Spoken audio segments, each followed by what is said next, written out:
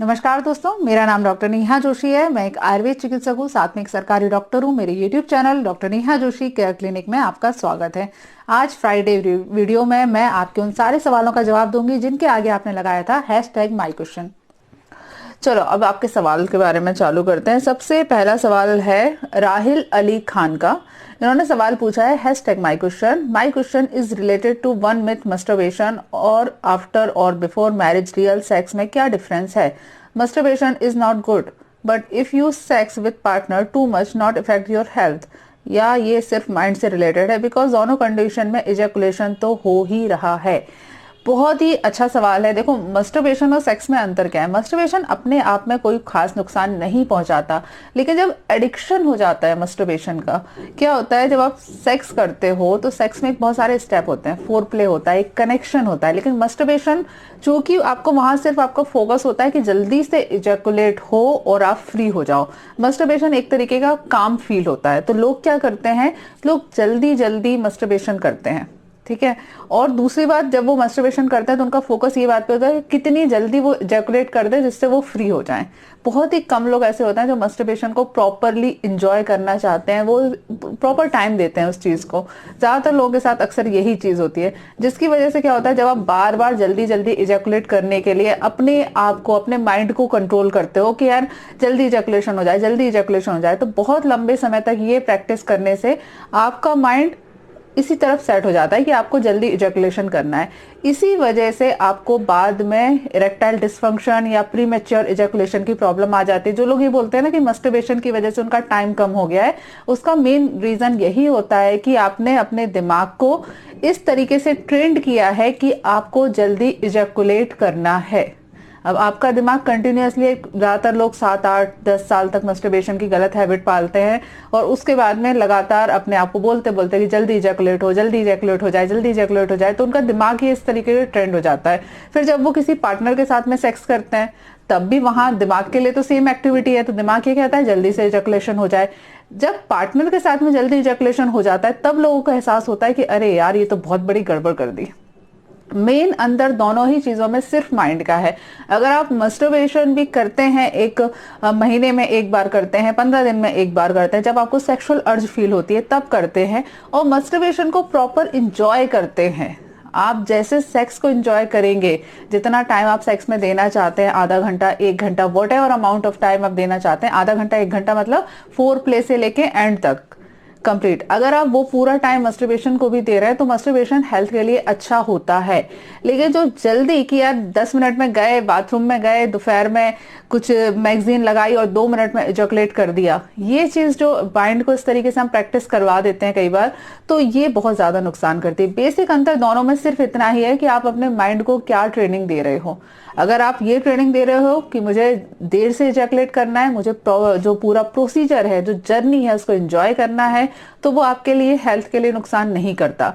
लेकिन अगर आप अपने माइंड को ये ट्रेनिंग दे रहे हो कि भाई जल्दी से इजैकुलेट हो जाए, क्योंकि लोग क्या करते हैं मस्टरबेशन, देखो आप कमेंट सेक्शन में पढ़ के देखना, कई बार लोग क्या कमेंट करते हैं कि एक दिन में 3 बार कर रहे हैं, ऑफिस तक में वो इजैकुलेट कर देते हैं और ऑफिस तक में मस्टरबेशन करते हैं। ऑफिस में आप मस्टरबेशन कैसे करोगे?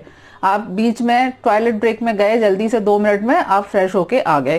तो जब आप माइंड को ये ट्रेनिंग दे रहे हो कि यार 2 मिनट में इजैकुलेट कर देना है, तो धीरे धीरे लंबे समय तक ये वाली जब आप प्रैक्टिस करते हो ना, तो आपका दिमाग वहीं पर ट्रेंड हो जाता है।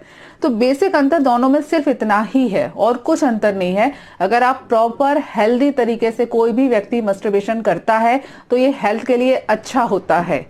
लेकिन अनहेल्दी तरीके से जितने लोग ये गलत एक्टिविटी पालते हैं, एडिक्शन कर लेते हैं, तो वो बहुत ज्यादा नुकसानदायक हो जाता है।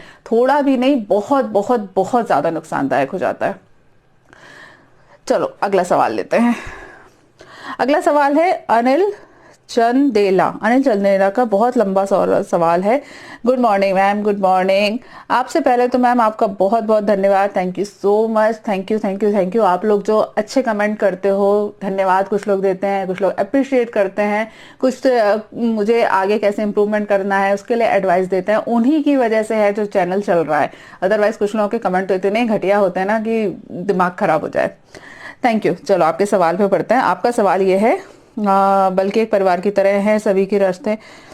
सफेद बालों को अगर आप तोड़ते हैं, या फिर अपन ये भी बोल सकते हैं कि मतलब सीधे बात यह है कि इनका सवाल ये है कि जो सफेद बाल हो जाते हैं उनको तोड़ते हैं तो क्या और ज्यादा बाल सफेद होने लगते हैं।